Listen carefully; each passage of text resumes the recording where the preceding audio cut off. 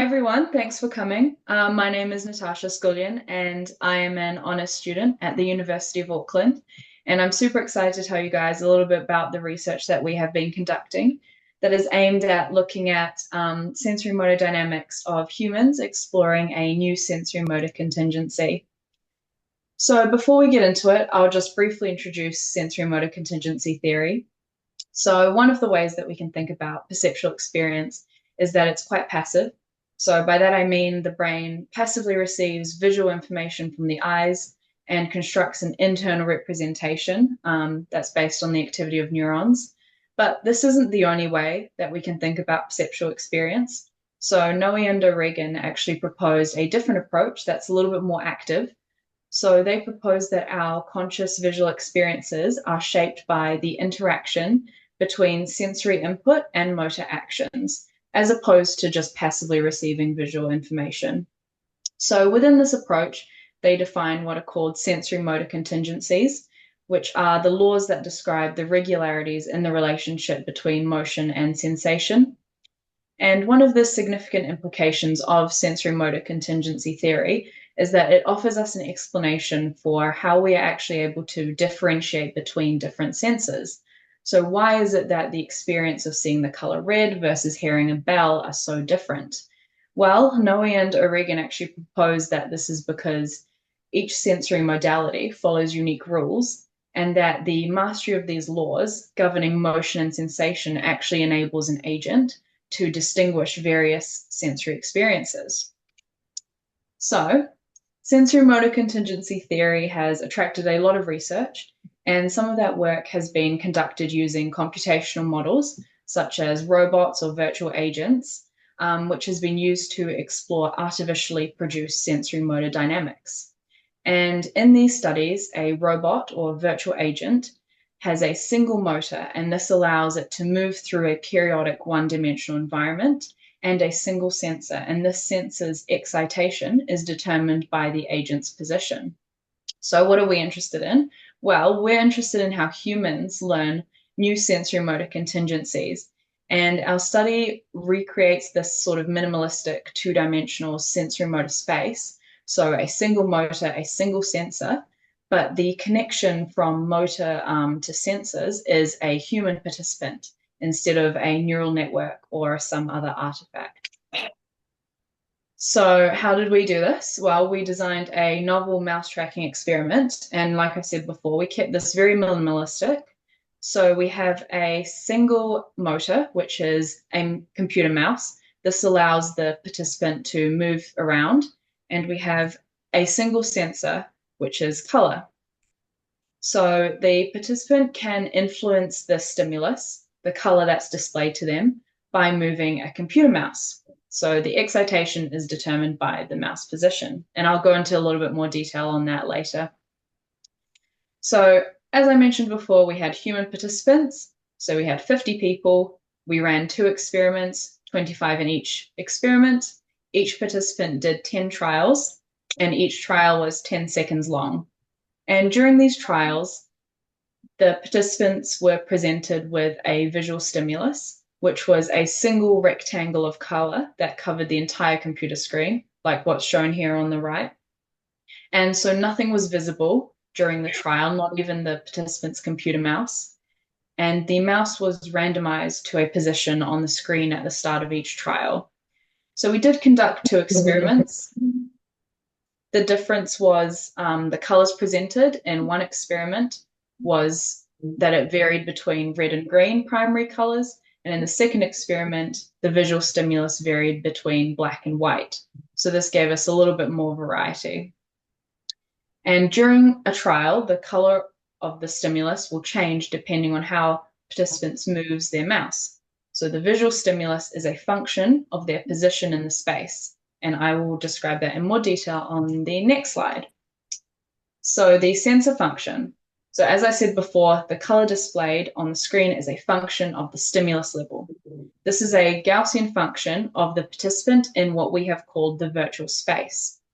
So only the horizontal mouse movements actually affect the color on the screen.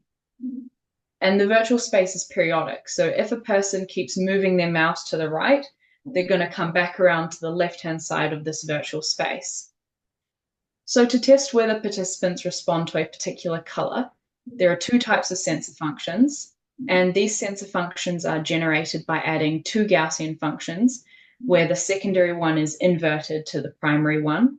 And the sensor functions were alternated between trials. So in trial 1, it was the green sensor function, the next trial was the red, the next was green, etc.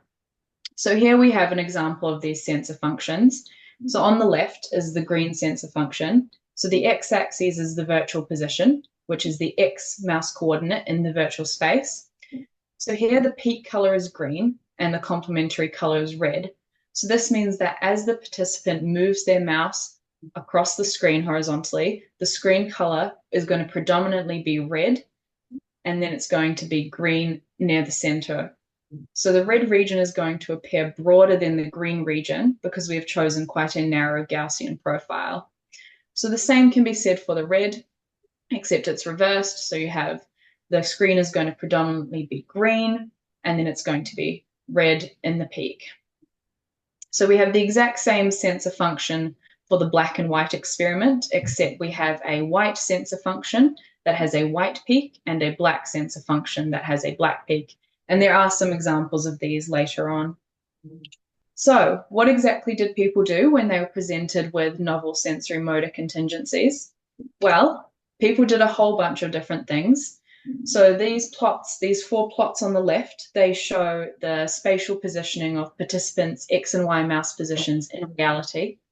And participants' behavior varied significantly. They used a combination of vertical, horizontal, circular trajectories. Some participants remained quite consistent with their chosen trajectory. So participant 21 down here, they really liked this sort of horizontal and vertical, these crossing. They used that across all trials. Other participants, it varied a little bit more. And this was an online experiment, so we didn't actually have control over the sensitivity of participants' input devices. And although we told participants to only use a computer mouse, we did notice a few patterns of movement that weren't really consistent with this, such as participant 18 down here, who had these really distinct 90-degree turns followed by really straight lines that aren't really, that's kind of seemed impossible for human-controlled computer mouse users. So we thought that these participants maybe use a trackpad, and they were actually removed from future analysis. So as I said before, only the movement along the x-axis causes the visual stimulus to change. So we're also actually interested in the patterns of the X mouse movement over the trial duration. So that's what these 4 plots here are showing. So they're showing the X mouse positions across the trial. And once again, we observe a range of strategies. So we did find this common scanning sort of oscillating movement that was employed by many participants, like participant 21 down here. But again, there was a wide range of strategies. So something else that we were interested in is there a common strategy that people use to explore this novel sensorimotor contingency? And we considered 3 hypothesized strategies. So the first strategy that we considered was stimulus preference. So would participants prefer a particular stimulus? So for example, if a participant preferred the red stimulus, then trials with the red sensor function, they would prefer this area here where it's red, and with trials with the green sensor function, they would prefer the tails of the distribution, again where it's red. You could say something similar if they preferred green, it would just be reversed. So the second hypothesized strategy we considered was that maybe participants would move to the region that caused the less common stimulus. So because we chose a narrow Gaussian profile, the peak of the Gaussian will be, I guess, the less common stimulus is what we considered it to be. So that would be this region here. And the final hypothesized strategy we considered was that maybe participants move towards the region where there is maximal sensory change per motion. So this is where participants' mouse movements would have the most effect on the stimulus. So that's these roughly these regions that are highlighted here in black. So this is where there is quite this noticeable change in color. So what did we find? Basically, we found that the strategies we observed actually depended upon the color gradients that the participants were exposed to. And one of the ways we observed this was by looking at where participants spent their time in the virtual space throughout the trial. So the reasoning here was that if participants preferred particular regions, then they would likely spend more of their time there. So here we have some histograms showing the relative time spent in different regions of the virtual space when the less common stimulus was red and when the less common stimulus was green.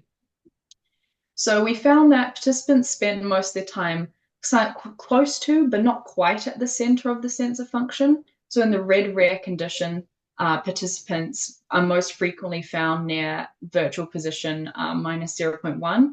And in the green rare condition, there was two peaks on either side. And these peaks actually aligned with the first spatial derivative of our sensor function, which is where the slope is the steepest, or where there is this maximal sensory change. So, okay, maybe it looked like participants are moving towards these regions where future movements maximally influence the stimulus. So we conducted a similar experiment with the black and white, but here we actually observed something different. So here we found that where participants spend the most time aligned more closely with the center of our sensor function. So this seems to suggest that maybe participants move towards regions that cause a less common stimulus, which would be white in this case and black in this case. But there was actually a really strong preference, it seems, for the black rare condition compared to the white. The white is much more even and a little bit less clear to interpret. So that sort of led us to consider that maybe different participants were actually adopting different strategies. And that is actually, we did find that. So we found that there were some participants that preferred a particular color. So for example, this participant, who when presented with the less common stimulus that was white, they spent the most time in the tails of that distribution, so where it's black. And when they were presented with the less common stimulus that was black, they spent most of their time around the center of the sensor function. So again, where it's black. So there were actually a few participants that showed this, and maybe these participants preferred a particular stimulus. Interestingly, though, these participants were only identified in the black, when the black less common stimulus was presented. So there was not really this preference present in the white conditions and nor in the red and green. So this was only in the black. So, okay, why did we see this difference? Well, one of our working hypotheses is that it could be that between red and green is a different color, brown. And perhaps this perceptual difference between red and green and black and white color spaces is actually why we see these different results. So maybe red and green is not as continuous as we initially thought. Maybe it's red, brown, green, where brown is actually perceived as a separate color. So, okay, maybe subjectively, brown is actually the most rare stimulus, the least common, not red or not green.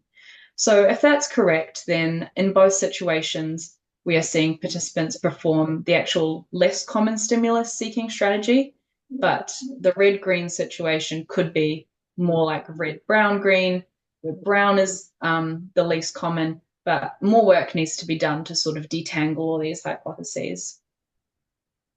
So in conclusion, to study how people explore novel sensorimotor contingencies, we developed a minimalistic experiment where humans control the color of a stimulus by moving a computer mouse.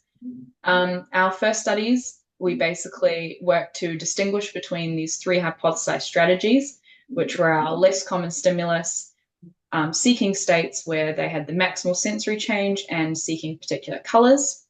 Our preliminary analysis showed that participants may be doing a mixture of all three, or maybe they were seeking the less common stimulus but perceiving the color spaces a little bit differently, uncertain at this point. But these are just some first steps. There's a whole bunch of future possibilities that can be done here, like clustering and classifying and obviously detangling the hypothesis. But we're super excited about this. And yeah, thank you very much. I hope you guys enjoyed it.